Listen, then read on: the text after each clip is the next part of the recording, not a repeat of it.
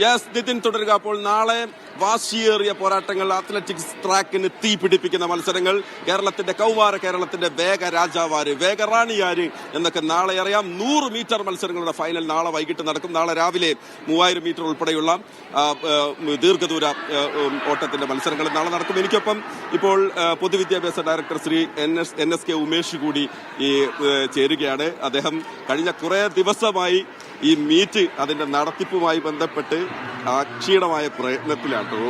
ഞങ്ങളിവിടെ വന്ന സമയം തൊട്ട് കാണുന്നുണ്ട് മുഴുവൻ സമയം. എങ്ങനെയുണ്ട് സാർ? ഇത് മഴയൊന്ന് വന്നും നമ്മളെ പേടിപ്പിച്ചു, പക്ഷെ മറ്റൊരു പ്രശ്നങ്ങളും ഉണ്ടായില്ല. ഒരു പ്രശ്നവും ഉണ്ടായില്ല. ഇന്നലെ ഉദ്ഘാടനം ഞങ്ങൾ ഒരു ആശങ്കകളുണ്ടായിരുന്നു. നല്ല ക്ലൗഡി ആയിരുന്നു, പക്ഷെ അത് വളരെ പ്ലസന്റ് ആയി പോയി. ബിക്കോസ് വെയിലും ഇല്ലാതായിരുന്നു, മഴയും ഇല്ലാതായിരുന്നു. ഉദ്ഘാടനം നിങ്ങൾ കണ്ടതാണ്. Almost 10,000 15,000 kids performance, March past, വലിയൊരു സെലിബ്രേഷൻ ആയിരുന്നു ഇന്നലെ. ഇന്നു മുതൽ തുടക്കം കുറിച്ചിട്ടുണ്ട്.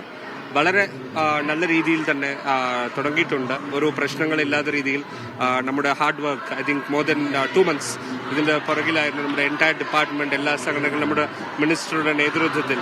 സോ വളരെ നല്ല രീതിയിൽ ഒരു തുടക്കം കുറിച്ചിട്ടുണ്ട്. ഇങ്ങനെ തന്നെ മുന്നോട്ട് പോട്ടെ.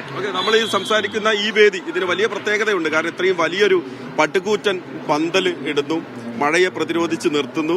ഒരു 2-3 ഇൻഡോർ സ്റ്റേഡിയത്തിൽ നടത്തുന്ന മത്സരങ്ങൾ നമ്മൾ നടത്തുന്നു. യെസ്, ഇപ്പോൾ നമ്മുടെ സെൻട്രൽ സ്റ്റേഡിയത്തിൽ നമ്മൾ ടേക്വോണ്ടോ, ഖോഖോ, കബഡി, ബാസ്കറ്റ്ബോൾ, ഇങ്ങനെ 8 ഇനങ്ങൾ നമ്മൾ ഒരേ സ്ഥലത്ത് ഒരു ഇൻഡോർ സെറ്റപ്പിൽ നമ്മൾ ഐഡിയ ചെയ്തതാണ്. എല്ലാം ഒരേ സ്ഥലത്തിൽ ചെയ്താൽ കുട്ടികൾക്ക് എളുപ്പമായിരിക്കും. നമുക്ക് മാക്സിമം കപ്പാസിറ്റി ഉണ്ട്, അത്രയും സ്പേസ് ഉണ്ട്.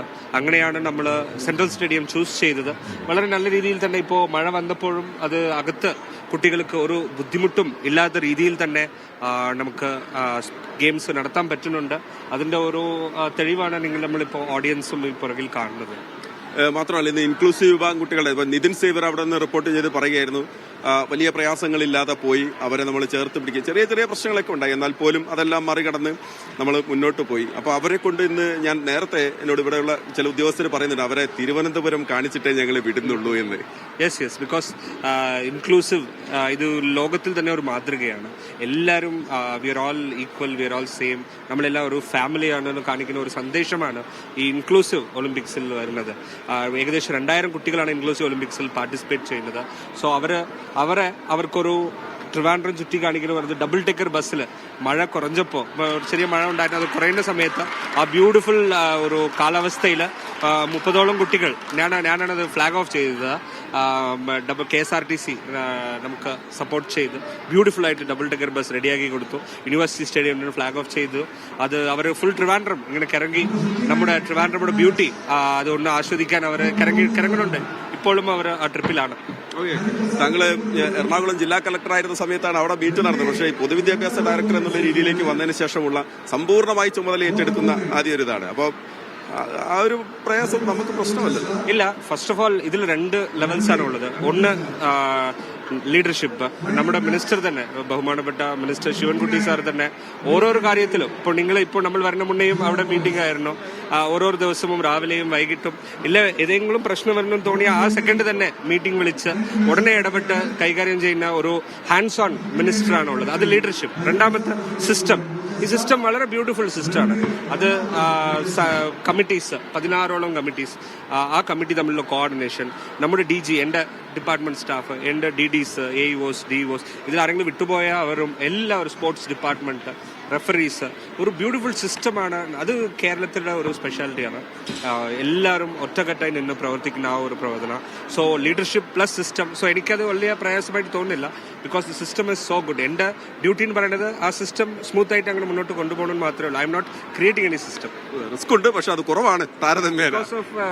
Boss above me and the team with me.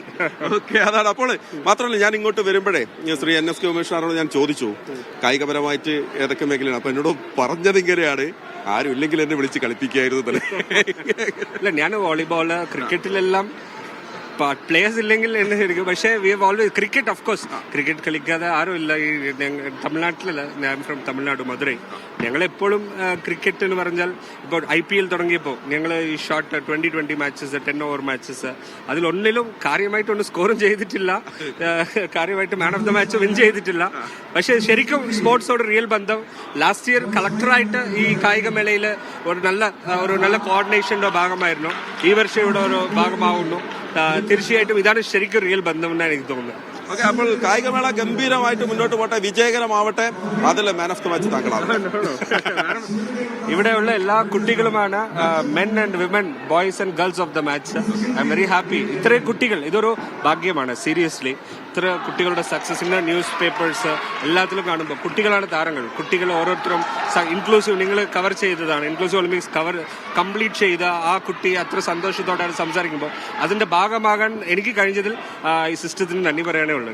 Thank you sir. എന്നാലും ഇടയ്ക്ക് ഈ കഴിയുന്നത് വരെ ഞങ്ങൾ ഇടയ്ക്ക് ബുദ്ധിമുട്ടിച്ചു. Thank you so much. അപ്പോൾ ശ്രീ NSK ഉമേഷ് അതിന്റെ വലിയ തിരക്കിലാണ്. സംഘാടനം അതിന്റെ തിരക്ക് കാര്യങ്ങളൊക്കെ പോകുന്നു. മഴയിടക്ക് പെയ്തിരുന്നു. ആ പ്രശ്നങ്ങളൊന്നും പക്ഷേ ഗ്രൗണ്ടിനകത്തെ മത്സരങ്ങളെ കാര്യമായി ബാധിച്ചിട്ടില്ല. നമ്മൾ